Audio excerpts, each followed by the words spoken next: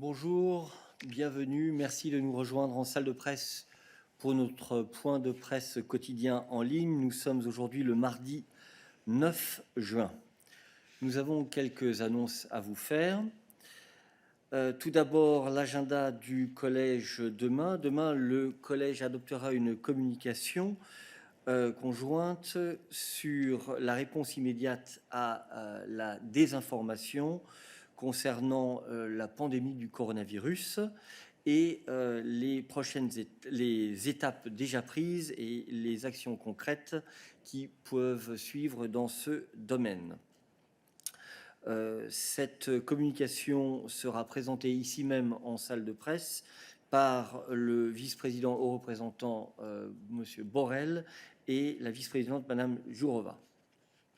J'appelle maintenant Christian pour une annonce sur la 11e édition de Access City Awards. Christian.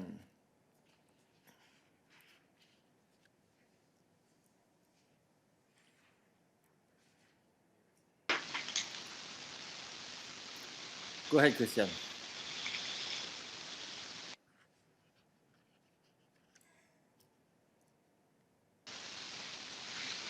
I can't really hear you. I don't know if you can hear me. Yes, but your sound level is very high. Should I try? No? Yeah, go ahead. Okay. Today the Commission is opening applications for the 11th edition of the Access City Award. This award recognizes and celebrates a city's willingness, ability, and efforts to become more accessible for persons with disabilities. Given the current context, this year's contest will create a special mention called Accessibility of Public Services in Times of the Pandemic to reward cities' efforts to tackle the challenges caused by the coronavirus outbreak. EU cities of more than 50,000 inhabitants are now invited to apply until the 9th of September. The Commission will announce the winners in the beginning of December. Thank you. Thank you. Let's make sure that Christian can hear the questions. Okay, so let's try to solve his technical issue there. Merci Christian. Je vais finir avec les vidéoconférences d'aujourd'hui. D'abord, le commissaire Phil Hogan rencontre ce matin par vidéoconférence les ministres responsables du commerce. Ils discutent du rôle de la politique commerciale dans la sortie de crise, de la revue de la politique commerciale et de comment améliorer notre réponse dans le domaine du commerce extérieur en cas de nouvelles crises futures. Les ministres ont également abordé la question des ajustements nécessaires de l'Organisation mondiale du commerce, ainsi que le processus de nomination de son nouveau dirigeant.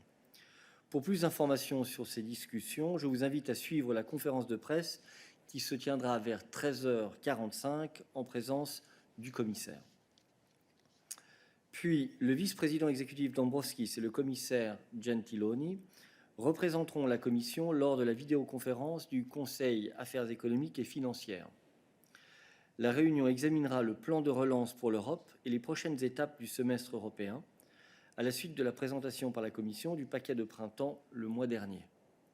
Le vice-président exécutif Dombrovskis participera à la conférence de presse qui devrait se tenir vers 19h.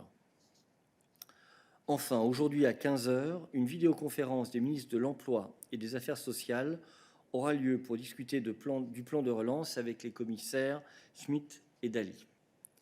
La discussion portera sur 3 points principaux dans le contexte de la pandémie: des modalités de travail flexibles, l'apprentissage de nouvelles compétences ou l'amélioration de compétences existantes et l'égalité des sexes.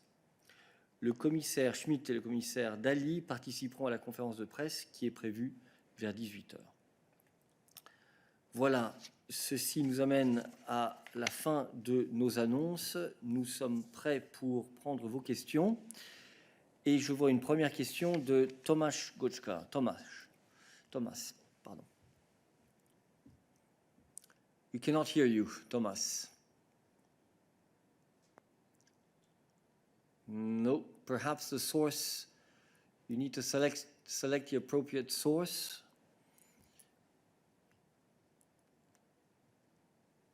Sorry for that.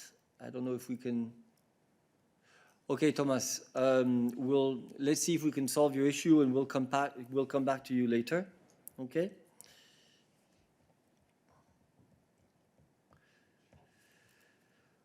Okay, right. So I see that Yuri Cheko has asked for the floor.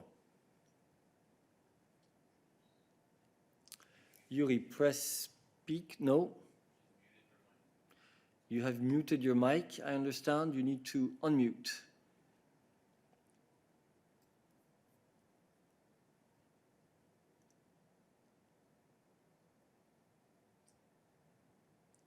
I think you were almost there. Press speak.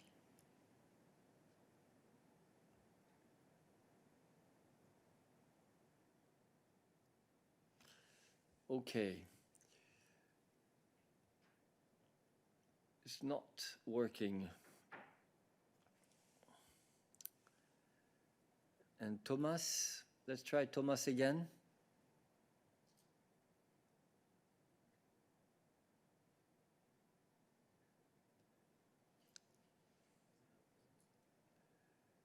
Thomas, let's see if we can give you the floor again.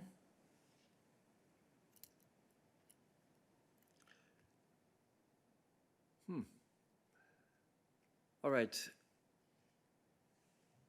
Does anybody else have a question for us today?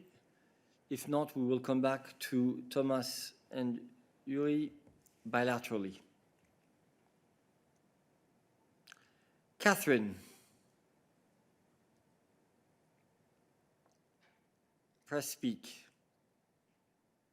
I think I have. Yeah. Very good. Okay.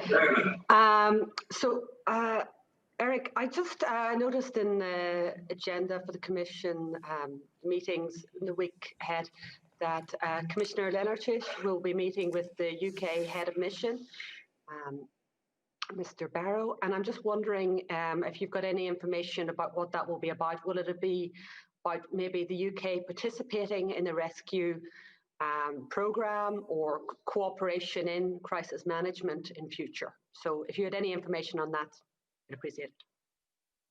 So first thing to say is this, you're talking about the agenda of the commissioner, not the commission agenda. I don't have any specific information. We'll have to come back to you on that bilaterally, obviously. Commissioners have many meetings, as you know, and we do not necessarily always have all of the details here, but we will come back to you bilaterally on that. Thank you. Alexander Fanta. Yes, hello. Can you hear me? We can hear you. Hi, Alexander.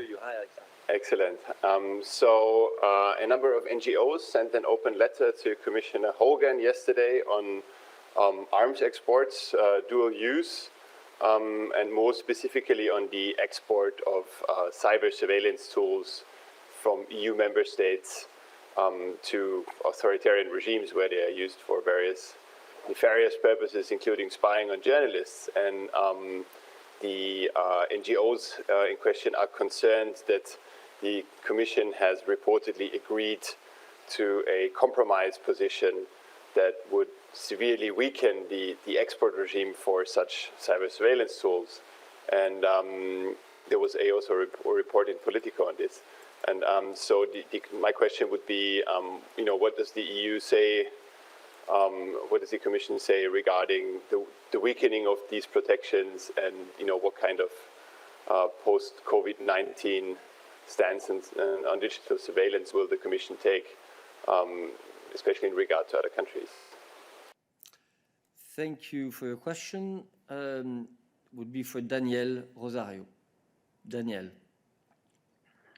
Hi, good afternoon, and thank you for this question. Indeed, we are aware of this letter, and of course we will answer this letter as we reply to all the letters that are addressed to the Commission.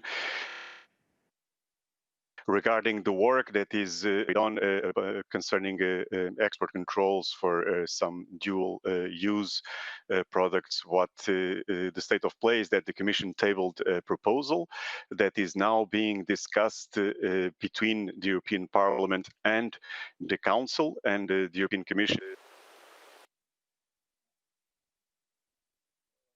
dialogues. So I would say it's too early to anticipate what would be the outcome of these discussions that are still ongoing. But indeed, the idea, the intention is to update the legislation in place so that it follows up on the technological developments and is in line with the challenges of our time. But the discussions between the co-legislators are still ongoing. So I would say it's too early to anticipate the outcome of this process. Okay, Daniel, you were broken up there very briefly, but I think that we got the gist of your answer. So let me go back to Thomas and see if it now works. Can you hear me now? Yes, we can, Thomas. Hi. Okay, you can't see me. Hi. Good afternoon. So I'm connected via iPhone now. That seems to work better. I have a question to Christian. Today, we await a ruling in Poland in the case of Justice Tuleya. And I would like to know how the Commission assesses this case, which involves the disciplinary chamber, in light of the recent ECJ ruling on this very chamber. Thank you. Thank you, Thomas. Christian. Yes. Thanks, Eric. Hi, Thomas. Yes, the Commission is aware of the cases scheduled for hearings as regards the lifting of immunity in the context of criminal investigations. While, as you know, we don't comment on individual cases, we are following with concern the developments related to the actions of the disciplinary chamber of the Polish Supreme Court. Commissioner Reinders, as I have said yesterday, sent a follow-up letter on the application of the interim measures ordered by the Court of Justice, where he asked the Polish authorities for information also on any recent measures ordered by the disciplinary chamber in relation to judges. We expect the final judgment in the infringement case related to the disciplinary regime for judges currently before the Court of Justice to bring more clarity about the role of the disciplinary chamber in the context of the Polish judiciary. As we stated many times, judges should not be under political pressure, and they should be able to perform their role in an environment which guarantees independence and impartiality of the judiciary.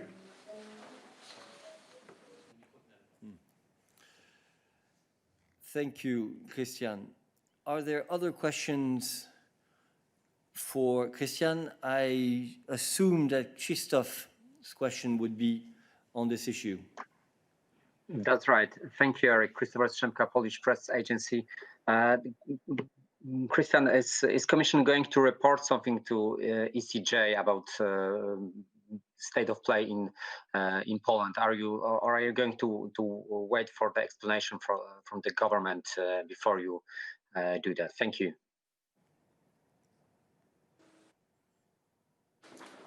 Well, the next step is that as I said yesterday, we have asked the Polish government for further explanations and clarifications in this letter, and we have asked for them by 24th of June. And then we will take it from there. So it is then for the Commission to decide on the next steps and to decide finally what to do about this. Thank you, Christian. I think this brings us to the end on that subject. I would now like to move to David with a question on the internal market, I think. Oui, merci Eric. Bonjour. Bonjour. David Carrette, Radio Radicale. Oui, une question sur le marché intérieur et le secteur aérien. J'ai lu hier que le gouvernement autrichien a annoncé qu'il va imposer un prix minimum de 40 € pour les billets d'avion pour éviter le dumping. Je me demandais si cette mesure est en ligne avec la législation européenne. En même temps, le gouvernement italien, dans son décret de relance économique, a adopté une mesure pour imposer aux compagnies aériennes qui opèrent en Italie le contrat de travail qui applique au niveau national, donc à l'Italie. Est-ce que cela aussi, c'est compatible avec le marché intérieur? Merci. Alors, ce ne sont pas des questions nécessairement évidentes pour nous là à l'instant même. Je ne suis pas sûr que ta question sur la mesure autrichienne soit une question marché intérieur ou une question concurrence. Je voudrais d'abord vérifier avec Ariane si elle a quelque chose, si elle a un commentaire sur cette mesure. Bonjour Eric, bonjour David. Je pas de commentaires sur la question spécifique. Ce que je peux dire sur Austrian Airlines, c'est qu'on est en contact avec les autorités autrichiennes sur cette possibilité de soutenir Austrian Airlines.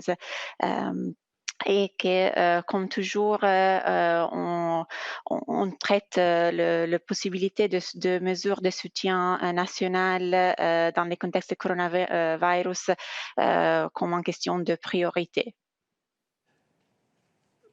Je crois, David, qu'il faut que nous regardions plus en détail la mesure que tu as décrite afin de comprendre tous les tenants et aboutissants, afin de pouvoir prendre une position, de pouvoir te donner des commentaires. Donc nous reviendrons vers toi sur ce sujet une fois que nous aurons pu étudier le cas de manière plus précise. Et je m'excuse, mais donc ta deuxième question portait sur les contrats de travail pour le personnel. Est-ce que tu peux répéter la question ? Oui, c'est toujours à propos du secteur aérien, parce qu'une mesure un petit peu différente, mais avec le même but, donc contre le secteur low cost, a été imposée dans le décret du gouvernement italien sur la relance. Il y a une mesure qui dit les compagnies qui opèrent en Italie doivent appliquer le droit de travail des contrats nationaux italiens, donc le contrat, disons, appliqué à l'Italie. Et je me demandais si une mesure comme ça est en ligne avec le marché intérieur. Voilà. Mais là aussi, si tu veux, on peut en parler en bilatéral avec qui est compétent. Je pense effectivement qu'il est important de bien regarder le détail. Est-ce que c'est d'abord simplement une annonce? Est-ce qu'il y a une véritable mesure qui a été décidée? Et de vérifier quelles sont les éventuelles règles communautaires qui s'appliquent, parce qu'il y a des règles générales, des principes généraux, et il y a des règles particulières à certains secteurs, dont le secteur de l'aviation. Et il faut être en mesure de faire la part des choses afin de t'apporter une réponse suffisamment précise. Donc effectivement, je prends ton offre pour revenir vers toi bilatéralement sur ces deux questions. Voilà, je voudrais maintenant passer la parole à Tommaso.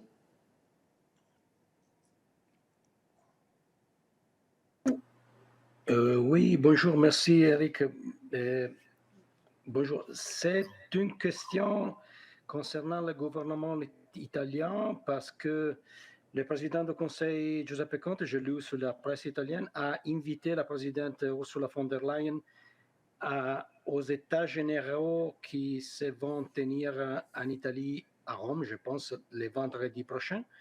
Je voudrais simplement savoir si vous avez reçu cette invitation et si le président va participer. Merci. J'ai appris l'existence de cette invitation 5 minutes avant le début du rendez-vous de midi. Je n'ai pas de réponse à te fournir. Nous reviendrons vers toi le moment venu, s'il y a une réponse ou quand il y aura une réponse de la présidente. Alors, nous réessayons de passer la parole à Yuri, pardon. Hello, do you hear me now? Yes, we hear you. Oh, and we great, see your shadow. I have a problem with the camera on my laptop. So my question is on external action. So today on Belarus, today Investigative Committee of Belarus has introduced charges against blogger Sergei Tikhanovsky and 7 other activists. So I wonder if you have any comment on these charges, which foresee the imprisonment up to 3 or 6 years. And the second question connected to this, what these detentions, these charges and the case around Tikhanovsky, which impact does it have on EU-Belarus relations? Many thanks. Yuri, this is a question for Peter. Indeed, thank you. A complex question, but indeed we took note and we learned about these criminal charges having been presented to Sergei Tikhanovsky and several other activists. In light of the arbitrary nature of Mr. Tikhanovsky detention and prosecution, the EU continues to call for his immediate and unconditional release and for all charges against him and other activists being dropped. This obviously, of course, applies also to the other charged and detained activists.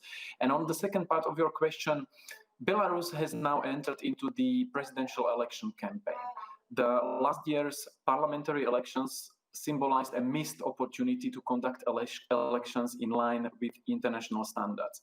Now, Belarusian authorities are facing important choice. It is essential that fundamental rights and freedoms of the citizens in Belarus are fully respected and that the authorities provide for an environment which allows for a meaningful and competitive political contest. Such steps would foster democratic development in Belarus. And as we have said last week, there was a very important statement issued locally by the European Union member states together with some other third country partner countries. We stated very clearly that the conduct of these presidential elections will be key for further development of the relations between Belarus and the European Union. Thank you, Peter. Are there any other questions for us today?